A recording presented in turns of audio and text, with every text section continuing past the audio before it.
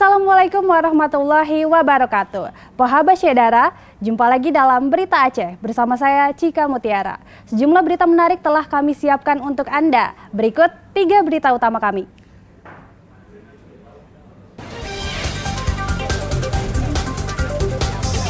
Misa Natal tahun 2024 yang berlangsung di sejumlah gereja di kota Banda Aceh dan daerah lain berjalan aman dan lancar.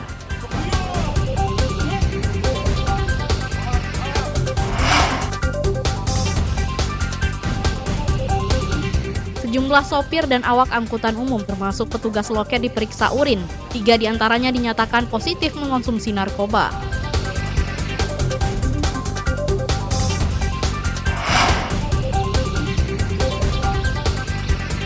Nelayan Aceh dilarang melaut menjelang peringatan musibah tsunami sebagai penghormatan kepada para korban bencana dahsyat itu.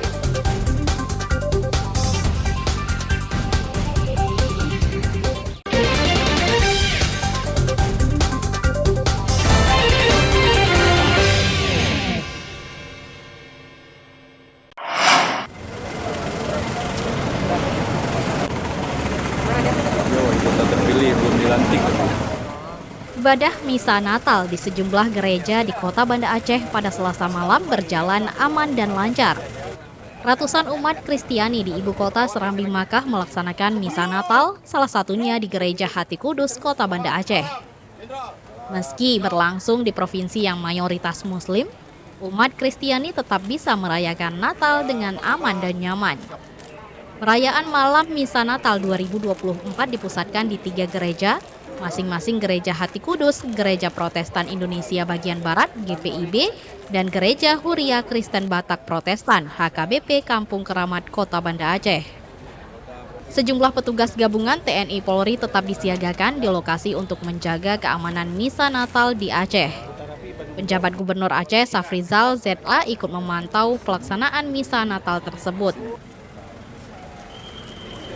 Dan Pak Kasdam, Pak Irwasda, Pak Dirlantas, Pak Sekda, ada Pak Karoop, beserta Forkopimda Kota Banda Aceh. Kita semua melihat aparat yang sedang melakukan tugas pengamanan masyarakat yang melaksanakan misa. Kita ingin memastikan masyarakat yang melaksanakan ibadah dapat menjalankan ibadahnya dengan leluasa, aman, dan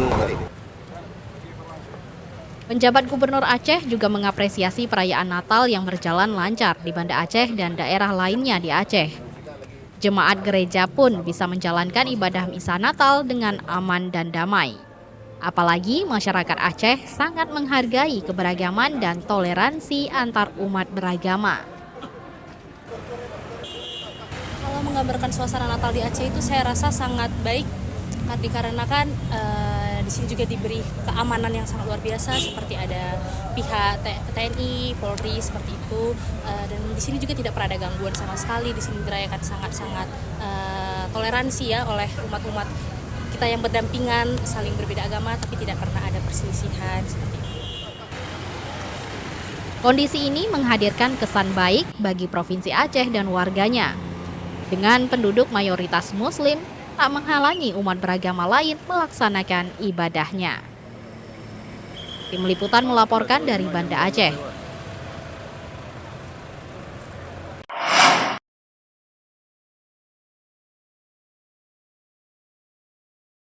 Untuk memastikan keamanan perayaan Misa Natal di kota Banda Aceh, sejumlah gereja disterilkan.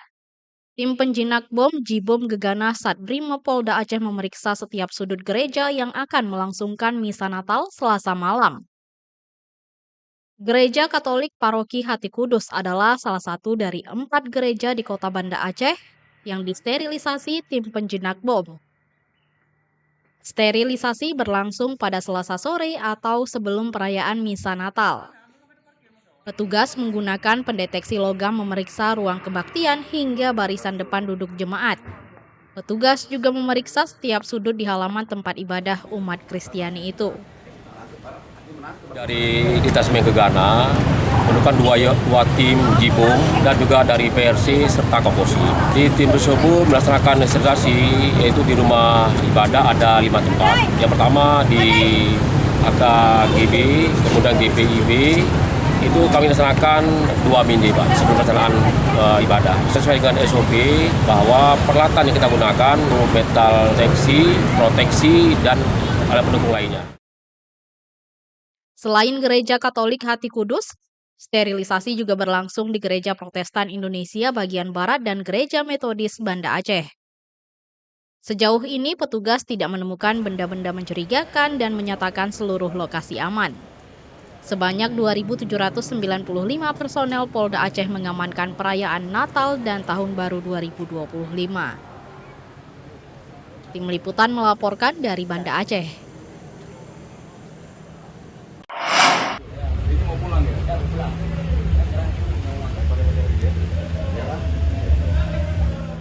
Puluhan sopir, awak angkutan umum hingga petugas loket di Terminal Kota Luk Semawe diperiksa urin pada Selasa malam. Dari hasil pemeriksaan, 2 kernet dan 1 petugas loket terindikasi positif menggunakan narkoba. Ketiganya terindikasi mengonsumsi narkotika jenis sabu-sabu dan ganja, sehingga ketiganya direkomendasikan untuk menjalani rehabilitasi. Apalagi 1 di antaranya merupakan pemuda yang masih berusia 21 tahun. Pemeriksaan urin awak angkutan umum dan petugas loket bus dilakukan secara mendadak. Tindakan ini untuk memastikan awak angkutan umum tidak mengonsumsi obat terlarang termasuk narkoba yang membahayakan keselamatan perjalanan maupun penumpang bus. Pemeriksaan urin mendalam selama libur akhir tahun dan tahun baru melibatkan petugas gabungan BNN Kota Luk Semawe, Kesbangpol, dan Dinas Perhubungan setempat. Kita temukan juga ada beberapa ya kebetulan yang positif ini dia kernet dan ada juga yang penjaga loket ya. Jadi tadi yang positif sabu itu kita panggil sopirnya dan sopirnya pun kita tes urin alhamdulillah negatif, jadi kita pesankan yang pertama kalau bisa ini harus dilakukan rehabilitasi. Karena dia kebetulan tadi kita temukan positif tuh dia masih berumur 21 tahun. Ya, jadi makanya kakak sayangnya masih anak muda tapi sudah positif narkoba. Petugas mengimbau para sopir dan awak angkutan umum agar menghindari narkoba demi keselamatan penumpang. Karena selama ini kecelakaan lalu lintas diantaranya disebabkan karena penyalahgunaan narkoba. Ramadan melaporkan dari Luk Semawe.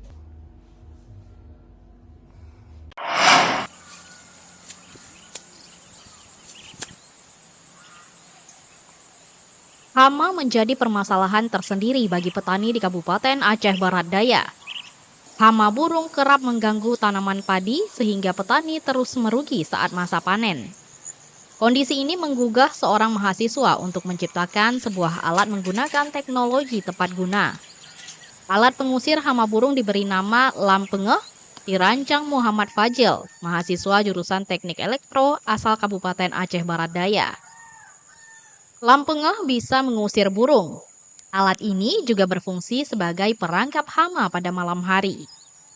Lampengeh bertenaga surya ini dihidupkan menggunakan listrik yang dihasilkan sendiri dengan sel surya atau energi matahari. Ide membuat alat teknologi inovatif berawal dari tugas akhir sebuah perguruan tinggi di Aceh Utara. Keresahan petani mendorong dirinya untuk menjawab permasalahan yang dihadapi mereka. Alat ini sebetulnya sebagai syarat kelulusan saya di kampus, dan pun ini juga menjawab keresahan masyarakat khususnya di Abdia, sehingga terciptalah alat ini dengan latar belakang dan skill kemampuan saya. Sebetulnya alat ini dapat mengusir burung, yang kedua penangkap hama, dan fitur lainnya menyediakan listrik di tengah persawahan. Gampung Kuta Bahagia, Kecamatan Blangpidi merupakan gampung pertama yang menggunakan alat Lampengeh di Kabupaten Aceh Barat Daya. Alat dengan teknologi tepat guna ini terwujud berkat dukungan pemerintah gampung. Awalnya alat ini adalah ide dari mahasiswa. Setelah kita berdiskusi dengan mahasiswa, kita lihat inovasinya bagus dan alat ini juga dapat memecahkan masalah petani di Kampung Huta Bahagia. Alhamdulillah kita dukung dari awal sampai akhir dan alhamdulillah alat ini sekarang sudah terpasang di Kampung Huta Bahagia. Ini juga merupakan alat satu-satunya dan perdana di Aceh Barat Daya yang sudah terpasang. Harapannya alat pengusir hama dapat dikembangkan dan menjadi alat percontohan bagi lahan pertanian lainnya di Kabupaten Aceh Barat Daya. Mimi Saputra melaporkan dari Aceh Barat Daya.